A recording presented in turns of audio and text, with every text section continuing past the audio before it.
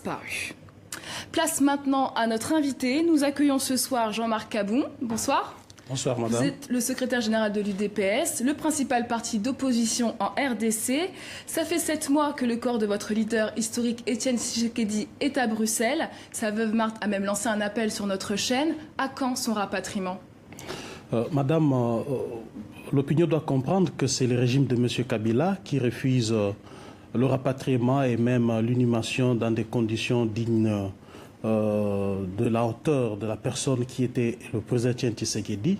Et là, nous ne pouvons que relayer le même message de Maman Marthe, demandant à tout le monde de bonne volonté de pouvoir comprendre que le régime de Kabila a outrepassé les limites et que le corps du président Étienne Tshisekedi ne devrait pas passer aussi assez longtemps à Bruxelles, alors que le peuple voudrait voir ses corps être rapatriés au Congo et bénéficier des obsèques dignes de son nom. Aujourd'hui, votre parti est orphelin de votre leader historique. Félix Tshisekedi a succédé à son père, tout comme Kabila qui a succédé à son propre père. Est-ce que finalement votre parti ne reproduit pas ce que vous dénoncez ? Il faudra vraiment dire la vérité à ces sujets. Félix Tshisekedi n'a jamais succédé à son père. L'UDPS est un parti organisé qui a des statuts et des règlements. Je crois qu'à ces stades, c'est en principe un trinovira qui devait gérer le parti. Et il est malheureusement que les deux qui devaient constituer les trinovira ne sont plus. Le secrétaire général que je suis en train d'assurer les affaires courantes jusqu'à la convocation du Congrès. C'est à ce moment-là qu'on verra celui qui succédera au président Tshisekedi. Son leadership ne fait pas consensus pourtant. Mais non, c'est pas quelqu'un de dire quoi que ce soit. Nous attendons le Congrès. C'est le Congrès qui élira le nouveau président de l'UDPS. Et aujourd'hui, avec la disparition d'Étienne Tshisekedi, Moïse Katumbi, dissident au pouvoir, semble prendre un certain leadership sur vous. Pas du tout. Moïse Katumbi, c'est un partenaire du rassemblement. J'estime que nos relations sont basées sur un respect mutuel, étant donné que le rassemblement n'est pas une plateforme électorale. L'objectif étant celui de chasser Joseph Kabila pour faire respecter notre constitution.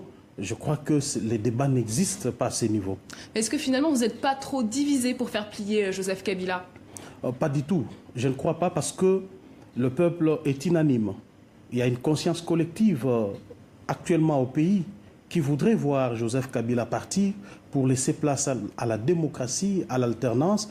Mais nous constatons que Joseph Kabila durcit son régime, il foule au pied toutes les lois. Et aujourd'hui, la situation qui est dramatique au pays, c'est celle de la non-application de l'accord qui nous met un tout petit peu en difficulté, mais je crois que le peuple l'emportera. Et justement, le peuple, un mouvement citoyen, aujourd'hui, on le vend en poupe. On connaît Filimbi, Lucha ou encore les Congolais debout. Ils incarnent une nouvelle forme de contestation hors des partis politiques. Est-ce que leur émergence n'est pas due à votre faillite, à vous, politique? Madame, il n'y a jamais eu de faillite dans le leadership des partis politiques de l'opposition. En fait, nous avons joué correctement notre rôle, oui. Mais nous sommes en face d'un dictateur qui ne veut pas appliquer les textes, qui ne veut pas appliquer un accord qui est signé. Que voulez-vous que l'on fasse?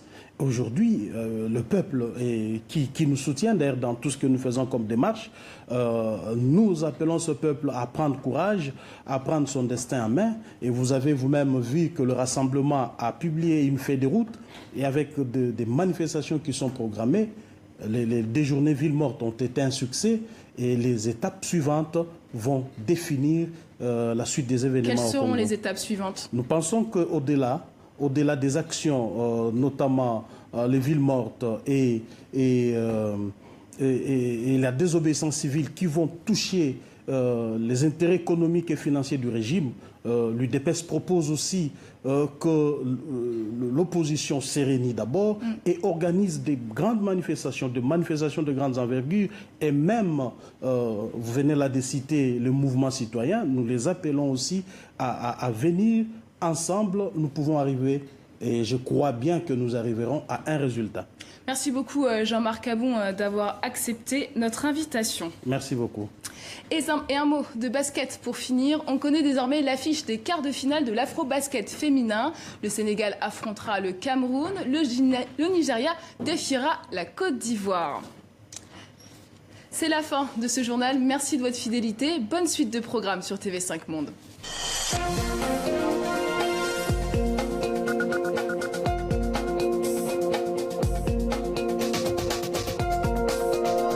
Que diriez-vous d'un tour du monde en 24 heures? Allez, disons même